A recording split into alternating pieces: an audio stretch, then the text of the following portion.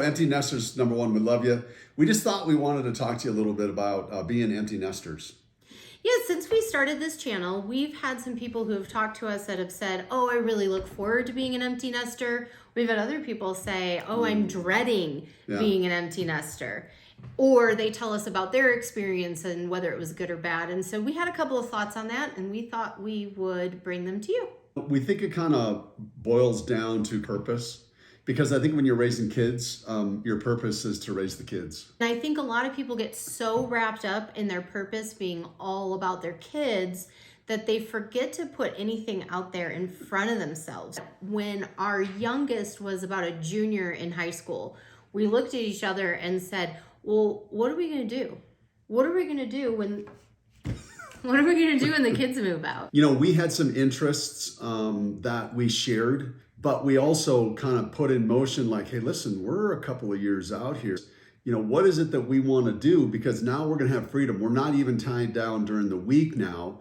And being in real estate, you're pretty flexible. We start saying, what should we do? This is going to be fun. So we got excited about it. Yes, we started to dream together. Whether you're married and you have your kids launching, if you're a single person and your kids are launching, I think the most important thing is to put some dreams out there in front of yourself that don't have to do with your kids, that have everything to do with you or you as a couple.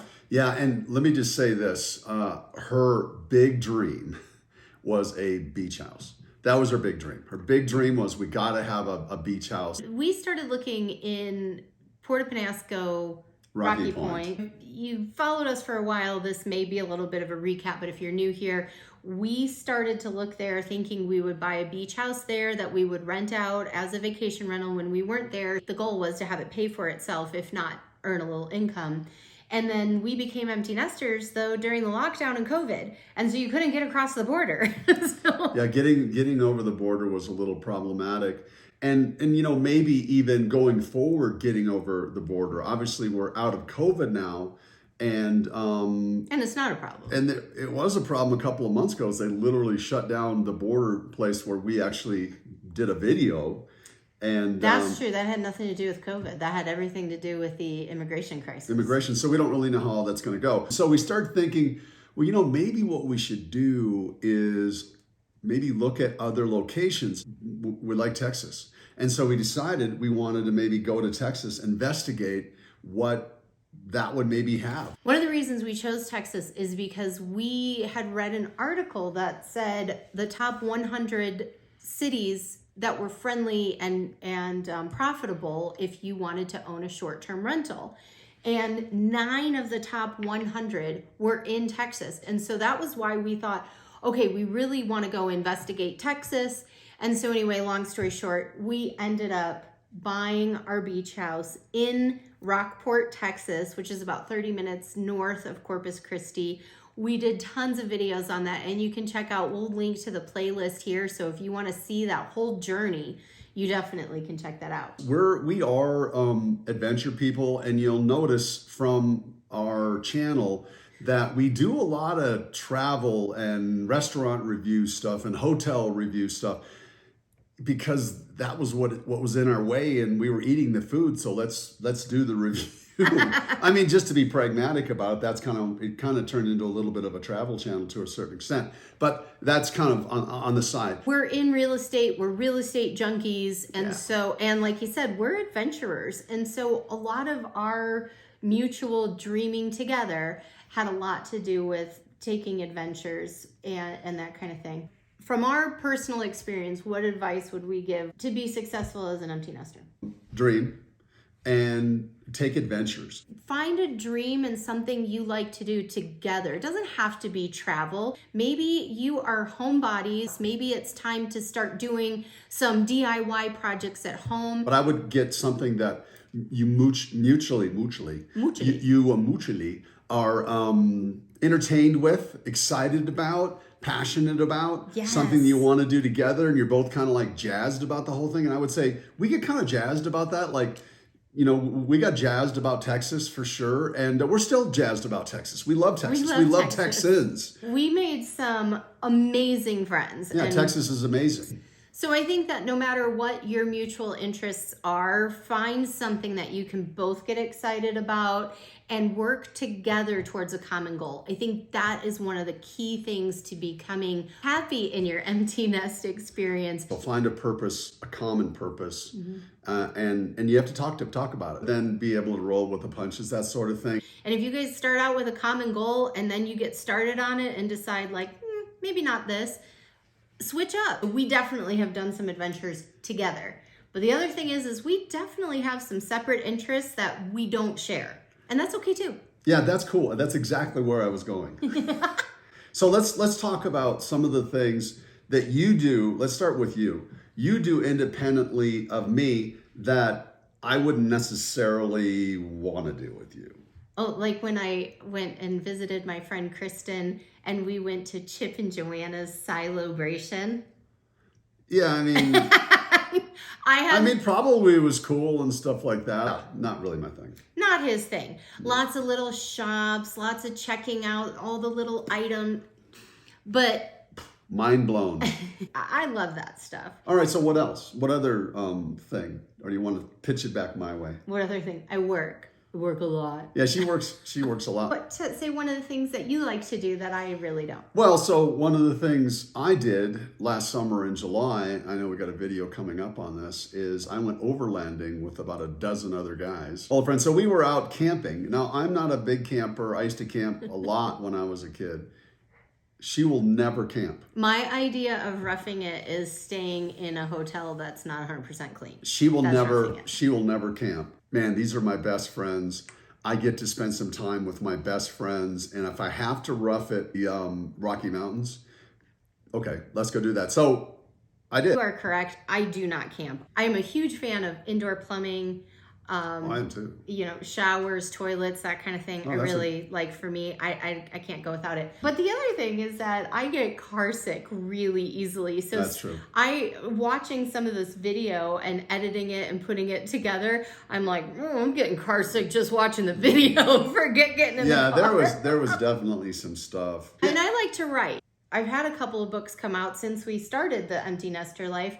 And there's been a few times where I literally am like, I just need to get away from everything. I will go stay for a night or two in a hotel by myself and write. And to me, like, that's an amazing experience. I can't bring him with me for that because number one, he'd be bored out of his gourd, and number two, I wouldn't accomplish what I would need. So yeah, and again, so take that personal time if that's what you think you're needing, and don't be afraid. Be honest with one another. Don't be afraid to ask for that sort of thing. Like if she said, "Listen, I need to go write for a couple of days," I'd be like, "Go," Yeah. I'll miss her. I like being with her. She's my best friend. I don't want to spend time apart from her. We like hanging out. We have no problem every day seeing each other. Nothing like that. But it's, okay that you can go off and kind of do that. We do ride Vespas together. If you want to see us on our Vespas, there is a Maravespa video that we did when a Maravespa International came to Flagstaff. That's a fun video. So we do like riding Vespas. She doesn't ride as much as I do. Just because it's not your thing doesn't mean you can't make it your thing. No, yeah. Because Vespas, when we first met, I was so afraid of anything with two wheels. And so he actually taught me how to ride a scooter. We learned on tiny little 50. Learned on a little tiny one, and then he kept graduating me to bigger and bigger. And so now we do ride the Vespas together. I will be honest, I still get a little scared every time I'm on them. So I do ride them less. But then as soon as I'm on them and I feel like I kind of get back in my groove, I'm like, no, I'm fine. I'm not afraid of it. But cautious is okay though. I respect that about how you ride. Thank you. Riding since I was like 7 or 8 years old. So that was your thing, and I adopted it because I was willing to try something that you liked. A mutual and it became fun. Activity, that sort of thing. Yeah. So scooters, bicycling. She got into bicycling. Actually won the first bicycle race she ever entered in Scottsdale. It was bizarre. That's true. It was weird. And I was her domestique, so she followed me and we just kept hammering, but she hung and she won her division. So that was super cool. That's street biking. I've been a mountain biker since the mid-'80s. So yeah, you can carbon date me. That's true. And that can be your thing. I go every once in a while with him. I do try, but I am not a fan of mountain biking. played guitar since I was 12. I'm still not any good. And so 6-string guitar and then bass guitar when I was 15. I played in a band. So now I'm really, really into bass. And I'll tell you the thing is, if you had never picked up an instrument, bass guitar is fun. Guitar is fun. We have a friend learning ukulele.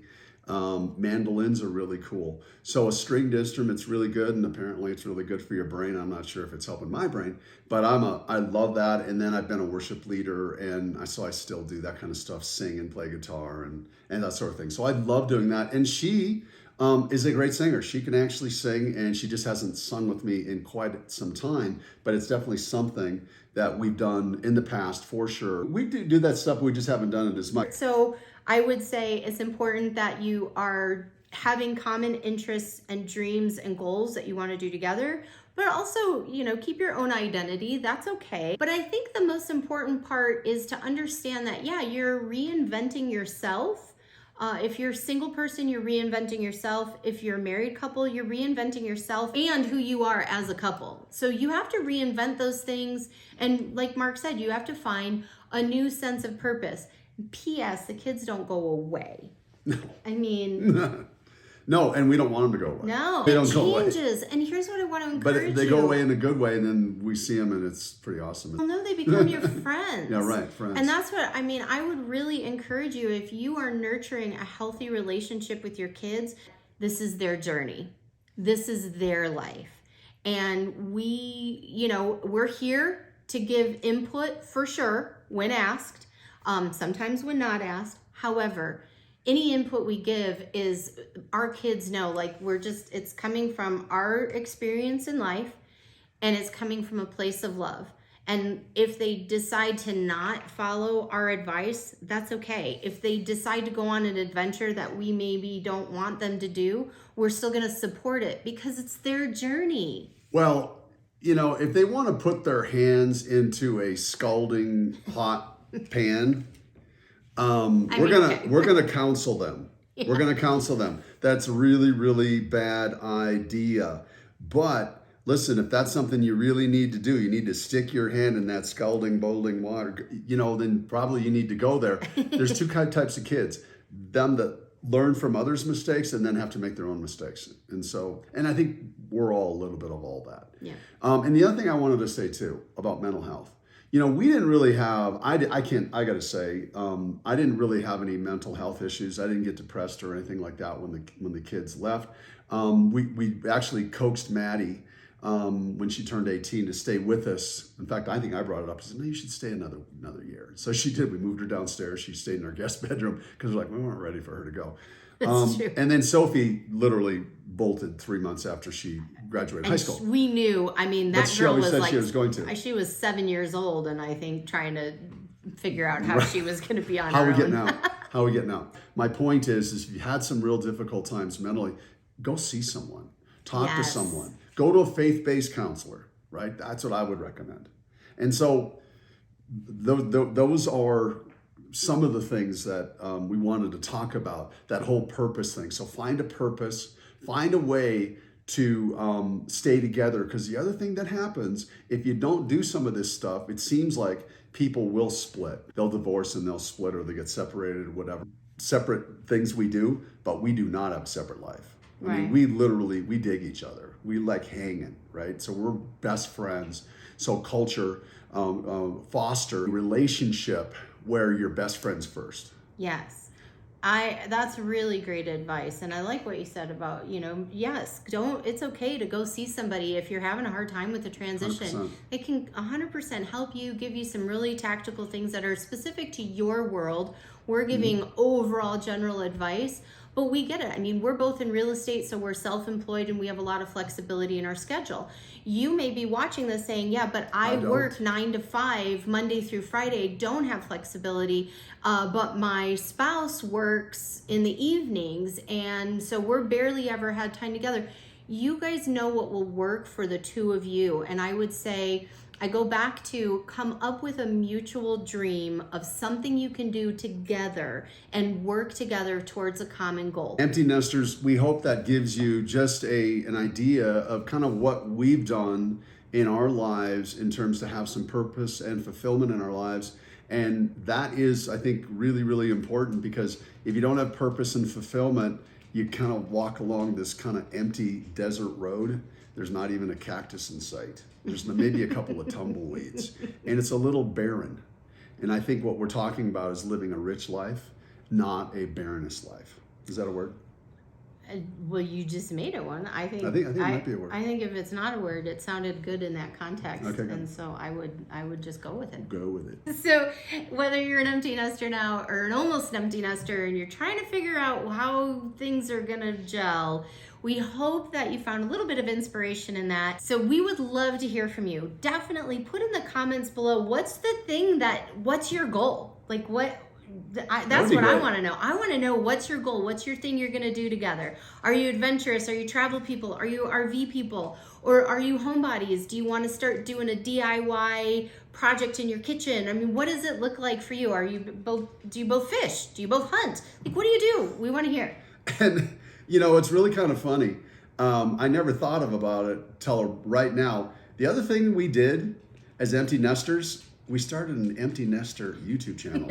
We did. We kind of laugh about it, but we're like, some couples golf together. We started a YouTube channel.